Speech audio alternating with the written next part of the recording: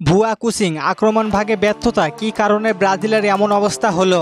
অতীত পরিসংখ্যান কিংবদন্তি আর নামের ভারে এখনো বিশ্ব ফুটবলে আলোচনা হয় ব্রাজিলকে নিয়ে, কিন্তু বর্তমান সময়ে ব্রাজিল ফুটবলের যে ধারা কিভাবে চলছে ব্রাজিল ফুটবল, এই দল নিয়ে হয়তো আরও আলোচনা কমে যাবে বিশ্ব ফুটবলে। ব্যর্থতার বৃত্তে আটকা ব্রাজিল লম্বা সময় ধরে ভুলের পুনরাবৃত্তি ঘটিয়ে ব্যর্থতার ধারাবাহিকতা বজায় রেখেছে সেলেসাওরা। সর্বশেষ 2022 কাতার বিশ্বকাপের কোয়ার্টার ফাইনাল থেকে বিদায় নিয়েছে ব্রাজিল। সেই ম্যাচে ক্রোয়েশিয়ার কাছে টাইব্রেকারে হেরেছিল সেলেসাওরা। আবারও কোপা আমেরিকা 4-2 গোলের ব্যবধানে ম্যাচ হেরেছে 2024 কোপা আমেরিকার আসর থেকে বিদায় নিয়েছে সেলেসাওরা। কোয়ার্টার ফাইনালে বল দখলে আধিপত্য দেখালেও আক্রমণ নিয়ে অনেকটাই পিছিয়ে ছিল ব্রাজিল। পুরো ম্যাচে 59% বল দখলে রেখেছিল সেলেসাওরা। মাঠে চলছিল তুমুল উত্তেজনা।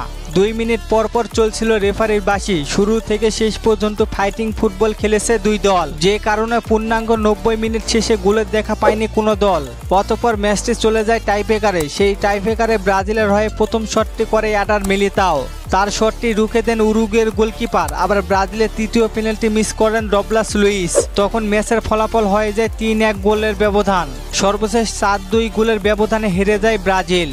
বারবার একটি প্রশ্ন থেকেই যায়, কিভাবে প্রথম পেনাল্টি এডার মিলিতাও শট করেন, যেখানে গ্যাব্রিয়েল মার্তিনেল্লি, আন্দ্রেস পেরেইরার মতো প্লেয়ার আছে।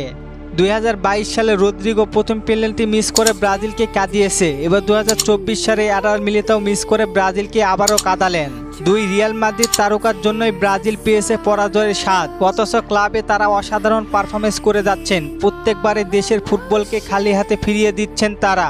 আপনার কি মনে হয়, কি কারণে উরুগুয়ের বিপক্ষে ম্যাচ হেরেছে ব্রাজিল? জানিয়ে দিন কমেন্ট করে।